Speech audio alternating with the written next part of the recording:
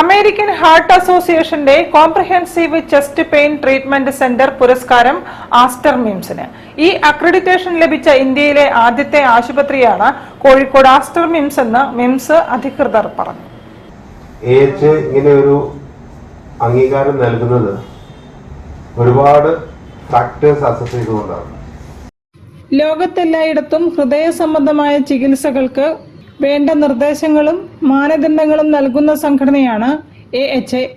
നൂതന രോഗനിർണയ മാർഗങ്ങൾ, ആധുനിക ചികിത്സാ രീതികൾ, സമഗ്രമായ പരിചരണം എന്നിവ ഉൾപ്പെടുത്തി ആശുപത്രിയിലെ ഓരോ ജീവനക്കാരുടെയും പ്രവർത്തനമടക്കം വിവിധ മാനദണ്ഡങ്ങൾ വിലയിരുത്തിയാണ് ആസ്റ്റർ മിംസിന് അംഗീകാരം നൽകിയത്.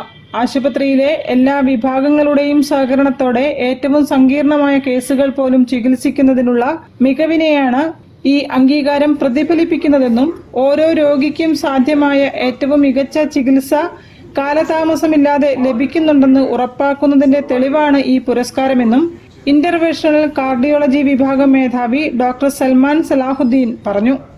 നൂതന സ്ട്രോക്ക് കെയർ ഇൻഫ്രാസ്ട്രക്ചറിലൂടെ രോഗികളുടെ ആരോഗ്യം ക്രമേണ മെച്ചപ്പെടുത്തുകയും വേഗത്തിൽ സുഖം പ്രാപിക്കാൻ സഹായിക്കുകയും ചെയ്യുന്ന നിർണായക ഇടപെടലുകൾ നടത്തിയതിന് നേരത്തെ ആസ്റ്റർ മിംസിന് AHAയുടെ കോംപ്രിഹെൻസീവ് സ്ട്രോക്ക് സെന്റർ അംഗീകാരവും ലഭിച്ചിട്ടുണ്ടെന്നും മിംസ് CEO ലുക്കുമാൻ പൊന്മാടത്ത് പറഞ്ഞു. കൃത്യമായ സ്ട്രോക്ക് രോഗനിർണയവും വേഗത്തിലുള്ള മെഡിക്കൽ ഇടപെടലും പ്രാപ്തമാക്കുന്ന ദക്ഷിണേന്ത്യയിലെ ആദ്യത്തെ എമർജൻസി ഡിപ്പാർട്ട്മെന്റ് ബൈപ്ലെയിൻ കാത്ത് ലാബും കോഴിക്കോട് ആസ്റ്റർ മിംസിലാണുള്ളതെന്നും ഈ രണ്ട് വിഭാഗങ്ങളുടെ മികച്ച സേവനത്തിനുള്ള അംഗീകാരവും കൂടിയാണിതെന്നും അദ്ദേഹം കൂട്ടിച്ചേർത്തു.